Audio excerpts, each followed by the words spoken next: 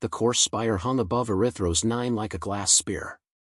Captain Elias Ror stepped through its arch and into a bowl of tears where 100 species glittered. The floor brightened under his boots, guiding him to a console. Behind him walked Dr. May Kwan, linguist, Janelle Orloff, economist, and 2 Marines. They brought no tribute, only a slate and the decision not to bend. At the center stood Chancellor Vaelthar of the Arcs, argent plates glowing, pale membranes half-folded. His voice arrived through a choir of translators. Captain Rourke. The Council appreciates your punctuality. Mortals who count by short spans should hoard them. We do, Rourke said, and sat. Treaty text unfurled, compact of responsible stewardship. Class 2, Earth's fleets reclassified as auxiliary under Council authority. Class 5, Human colonial charters subject to Governance Bureau review. Class 7, Reparative levies for instabilities arising from late entrance externalities. Dr. Kwan's eyelid twitched. Orloff's stylus paused mid-tap. Vaelthar steepled long fingers. A generous architecture. Your energy gains direction. Fires are contained. Fires like piracy, a feathered delegate murmured, crest rippling with amusement. Rourke paged the clauses again. Memory supplied counterweights, the winter patrols along the Corinth corridor, the convoy that limped into Hecate's station with half its hull open, every refugee breathing. He felt the familiar distance settle inside him, the discipline that kept tone even. We cannot accept auxiliary status, he said.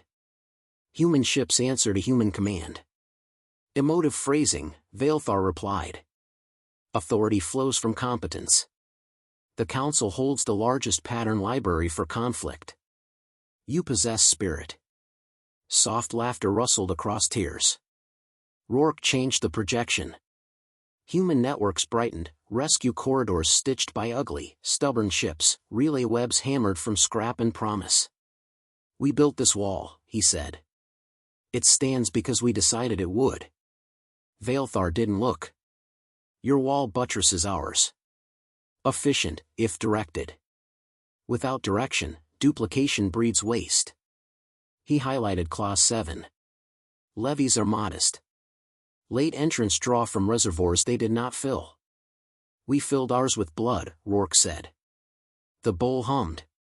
The Chancellor's crest rose a fraction. Captain, temper. This is policy, not theater. It's always theater, Rourke said. You built a stage. Earth will sign mutual defense, open relief corridors, standardized distress protocols, fair arbitration. We will not sign our sovereignty away. Then you decline recognition, Vaelthar said. We decline condescension. Beyond the glass, red storms rolled and folded. Vaelthar spoke with a conversational blade. If you withdraw, brokered markets close to you. Insurance on Terran shipping multiplies. Pirate interdiction follows priority models in which you rank low. Consider how pride tastes when your freighters vanish. Orloff's mouth thinned. The Marines' hands tightened behind their backs.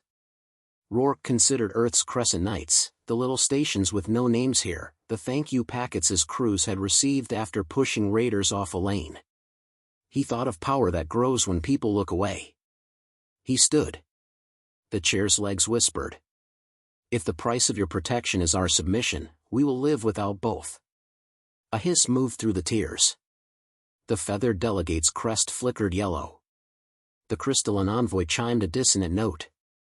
Vaelthar regarded him like a surgeon assessing an instrument. Walk out, and the Council will not pursue you. Good, Rourke said. We're done being pursued. He gathered the slate.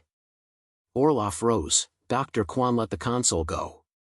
The Marines shifted with practiced economy. Captain, Vaelthar said lightly, a courtesy. When you find the limits of defiance, return without sermon.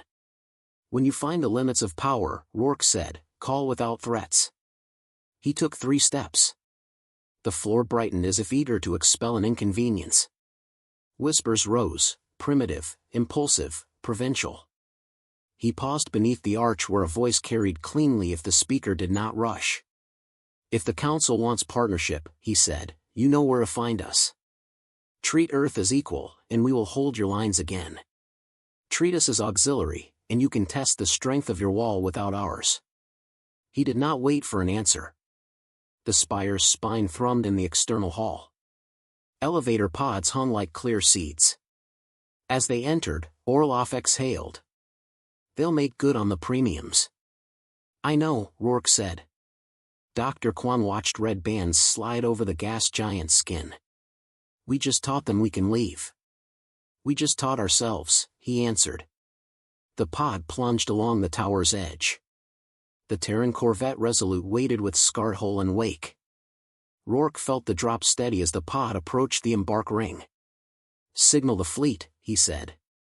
All human assets recall to neutral space. Defensive posture. No provocations. Every captain keeps a clean log. Transmitting, Orloff replied. Doors parted. Heat rose from the ring. Above, the Spire bled white light like a cold star. Rourke didn't look back. They'll laugh, Dr. Kwan murmured. Until the laughing stops, Rourke said. They crossed the gangway into air that smelled of sealant and metal. Crew members straightened. On the bridge, screens woke to their steps. Establish departure, Rourke said.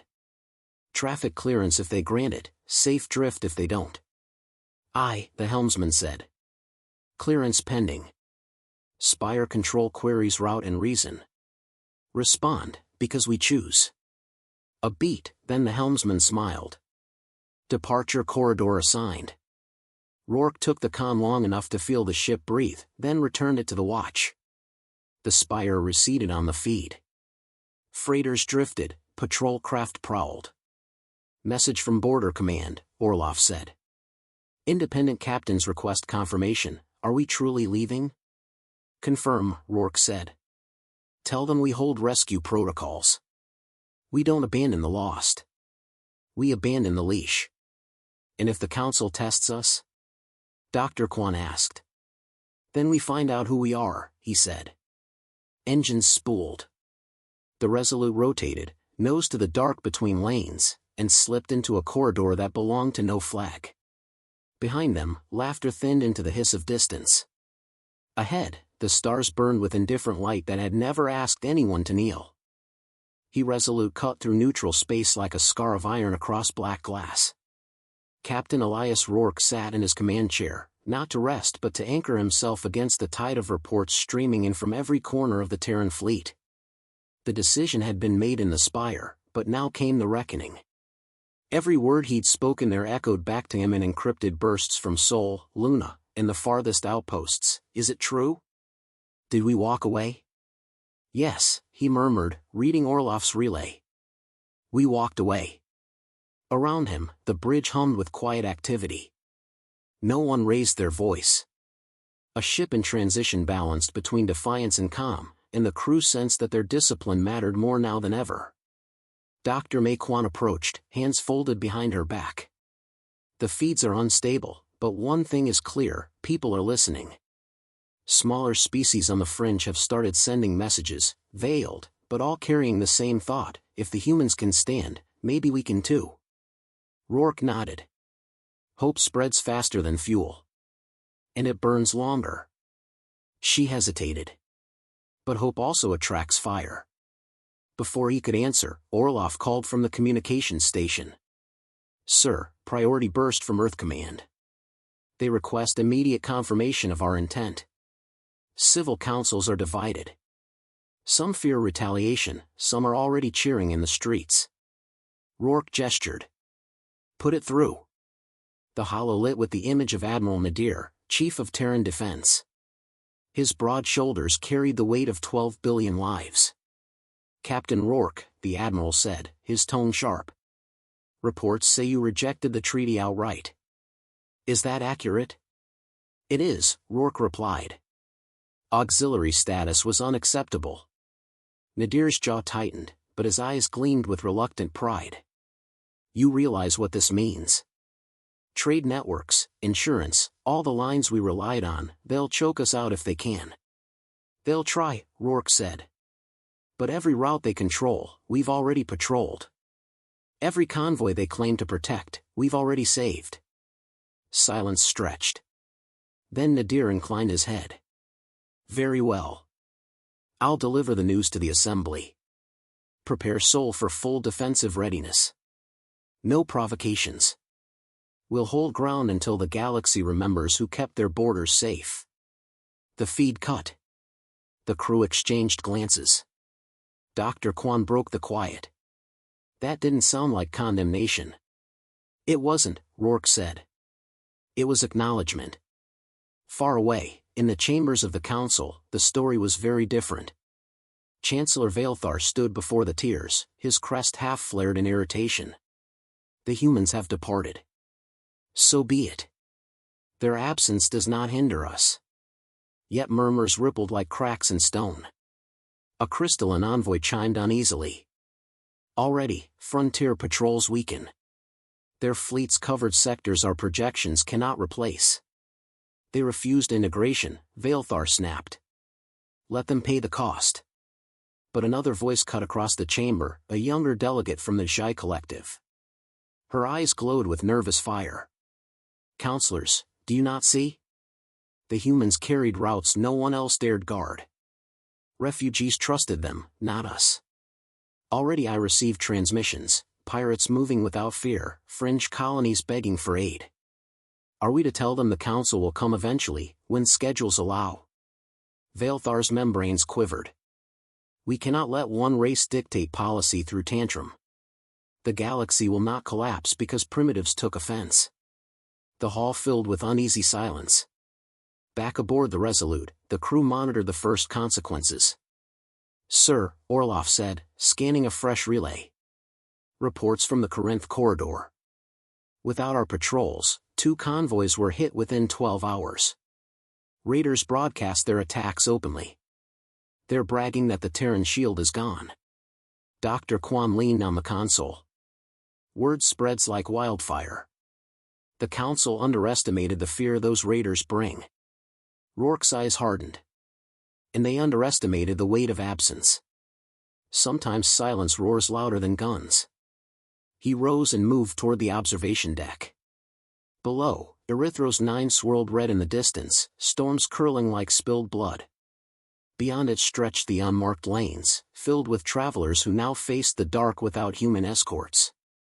He thought of the laughter in the Spire, and how quickly it would falter. 3 days later, the first plea arrived, encrypted, desperate.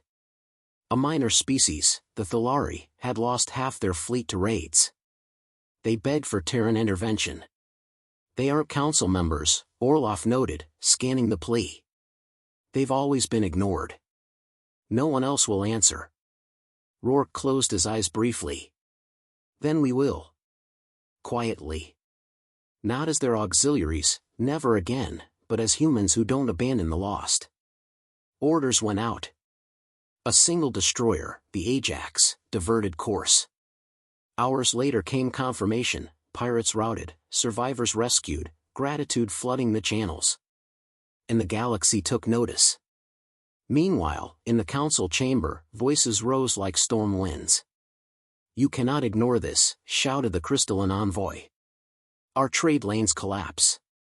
Insurance rates soar. Colonies falter. The humans hold the key, and they know it. Vaelthar's face tightened into a mask. Then let them isolate. They will suffocate soon enough. But the murmurs grew louder. Delegates exchanged looks heavy with doubt. The Chancellor's certainty no longer silenced them. Back aboard the Resolute, Rourke gathered his senior officers in the briefing room. The air was taut, but not with fear, with resolve. Every report proves the same thing, he said. Our withdrawal wasn't weakness. It was strength.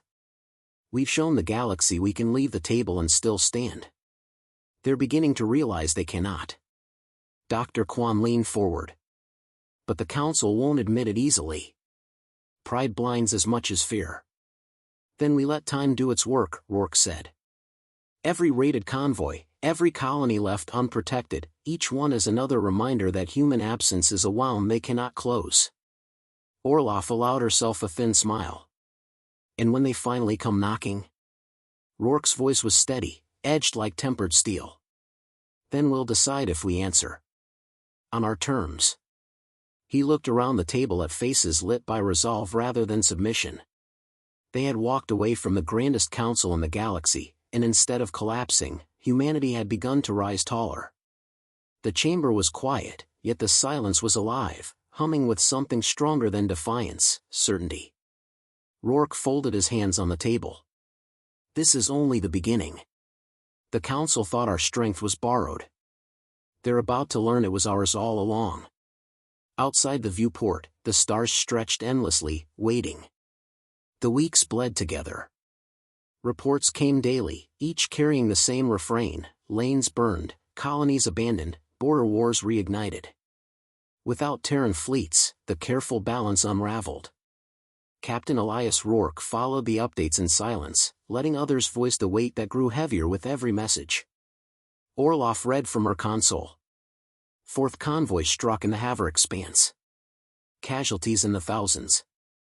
Insurance markets in freefall. Traders are refusing council-sanctioned routes unless Terrans escort them. Dr. Mequan added softly, smaller powers are sending emissaries, not to the council, but to us. They don't trust anyone else to show up. Rourke leaned back, eyes steady. Then humanity has proven its absence is stronger than their presence. The bridge crew looked to him, not for orders, they had those, but for confirmation that the gamble still held. He offered no speeches, only a nod. The quiet confidence was enough. Far away, the council chamber cracked beneath its own pride. Chancellor Vaelthar stood rigid as the crystalline envoy's tones reverberated across tiers. Chancellor, your assurances fail with every passing day.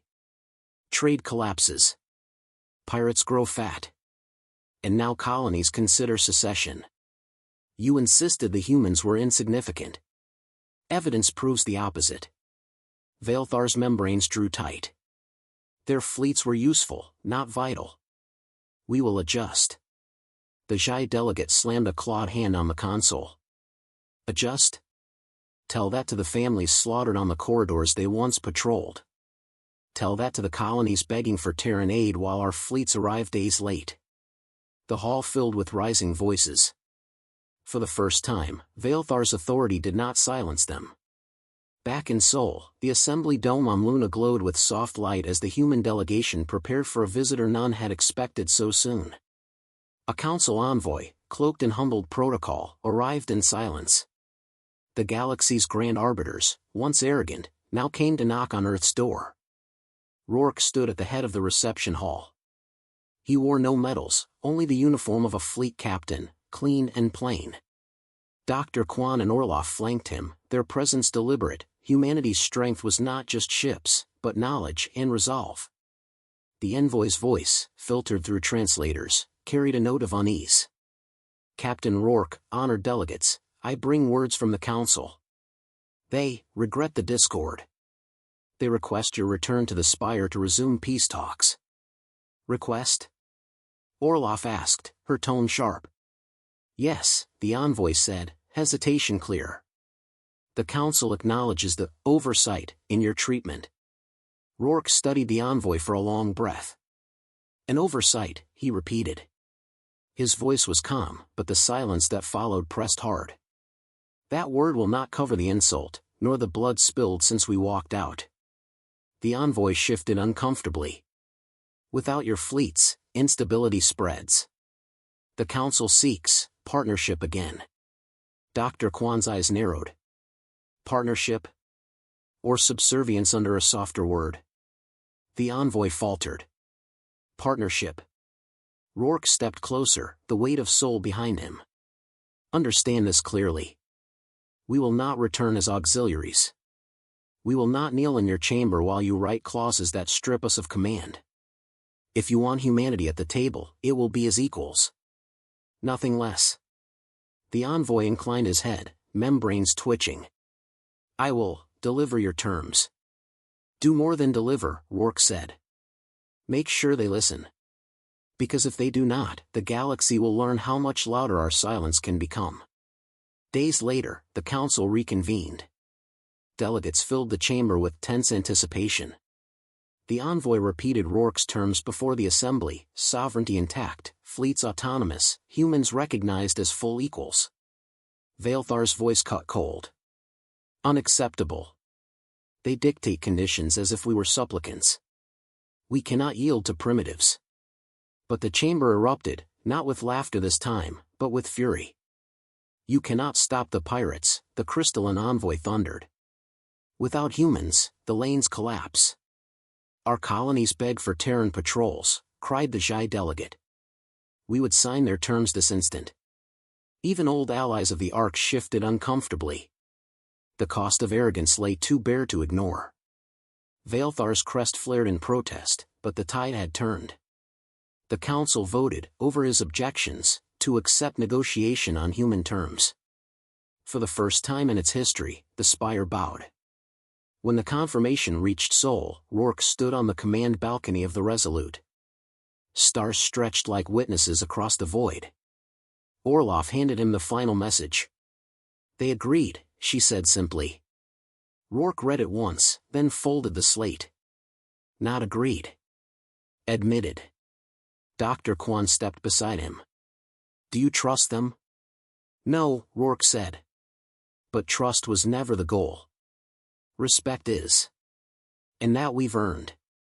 He looked out at the black horizon where human ships moved like sparks of defiance. They had been mocked as latecomers, dismissed as reckless, insulted as auxiliaries.